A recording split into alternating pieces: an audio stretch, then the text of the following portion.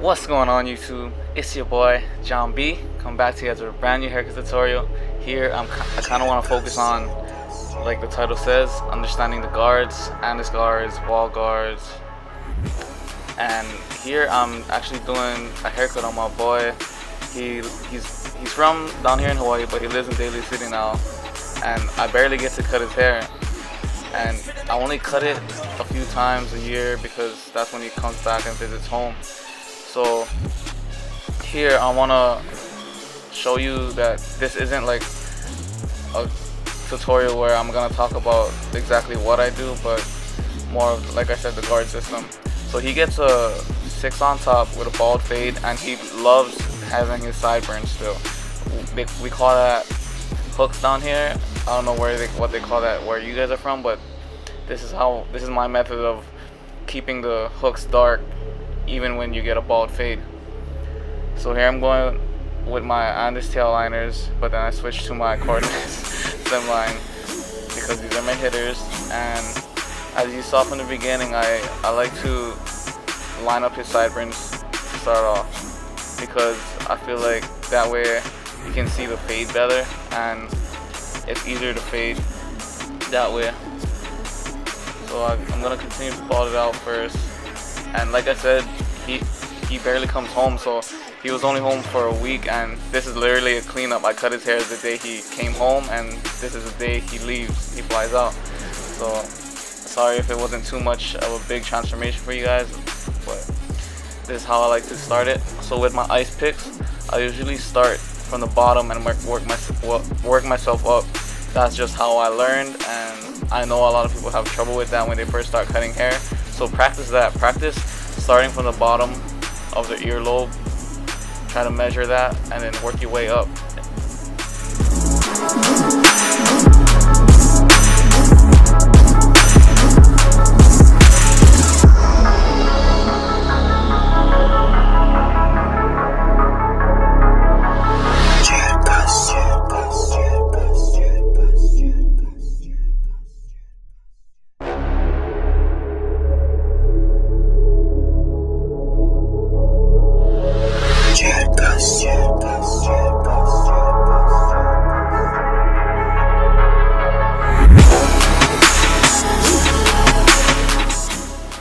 Someone commented on one of my past videos, and like I said, comment and I'll try to answer it as best as I can. They asked how do I not make a harsh line with my shavers, and here's the tip. So when you get closer to your first guideline, dab it out slowly, like slowly flick downwards, and that way you shouldn't really make such a harsh guideline. That's just a technique that I've learned from other barbers, and hopefully you guys can learn that as well. I'm just going right below that first guideline, and sometimes I do come a little too close, but I just know that I can fade that line out anyway. So here the camera kind of got cut off, but I went with a half guard first, and now I'm going with a number 1 guard. And someone also asked what is the reason for using the corners of the clipper to blend, and for my explanation, in my opinion, it's easier to get through bumps in people's heads. As you can see, my boy here, he does have bumps, and I have to use different guards to take out those dark spots, and you guys are gonna see that here where I switch up a lot. I'm not gonna just be using Andis guards, I'm not just gonna be using wall guards, I'm gonna mix it up, and this is where you really learn how to use your clippers and learn the guards, because not every clipper that you have is zero gapped or has the same length. So like I said, that's where repetition comes, and you guys have to just practice that. So I'm blending downwards like I usually do, and you see how I'm just using the corner of the blade. If you watch closely, I'm barely using a full guard. I'm usually using the right or left corner on this side and slowly blending it out. Like I said, a lot of steps. You have to be light-handed. Trust me on this, you guys. It'll help you guys so much. And you see how I slowly blend downwards, and I'm, like I said, just using the corner.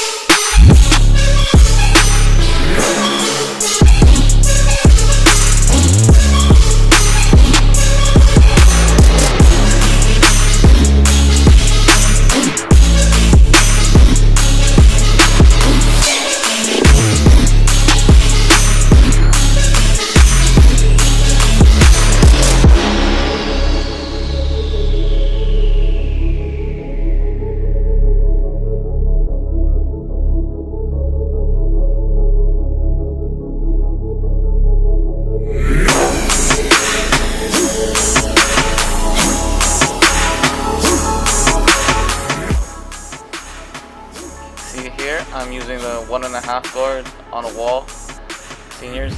And another person asked about the premium guards. So this is my opinion right here. The premium guards are really good. Don't get me wrong, they're the best because they clip on and they don't slip. But for some reason, on the 1.5 guard, I like using the 1.5 guard that comes with the regular wall clippers. That generic one that flies off easily, but you have to hold it. For me, I feel like it grabs on to the hair more. And here I'm going with a number 2. Like I said, you gotta play around with your clippers because you need to find out how short they cut and everything like that. Like I said, this is my boy, but I barely cut his hair, so I have to kind of like feel it out. Then there's nothing wrong with that. There's nothing wrong with using different guards, different clippers just to get one haircut done. Not everybody's head is easy and the same. That's why I can't really give you guys a step-by-step for this haircut because I'm using so many different guards.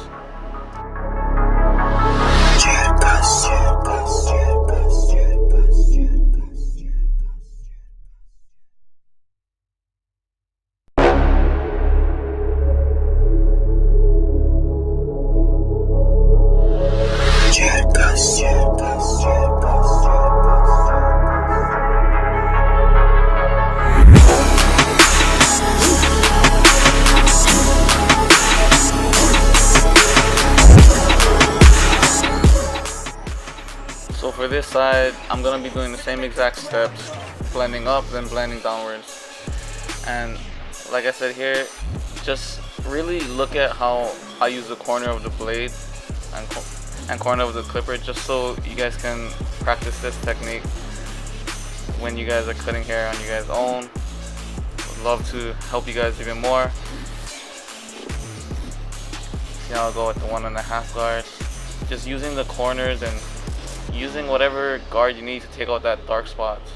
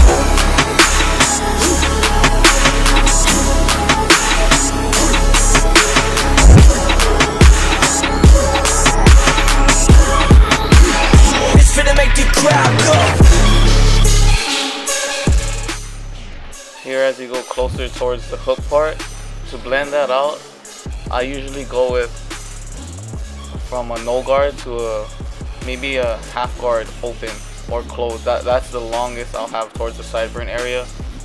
So like I said, for me when I first started doing this, it wasn't that hard because I don't know, I guess I adapted really quick to it.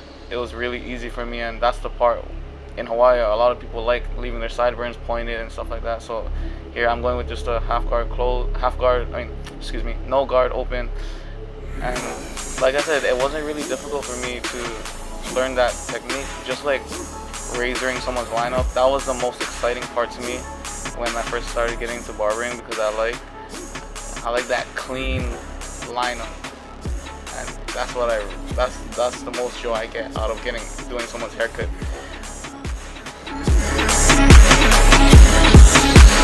One, two, three, go!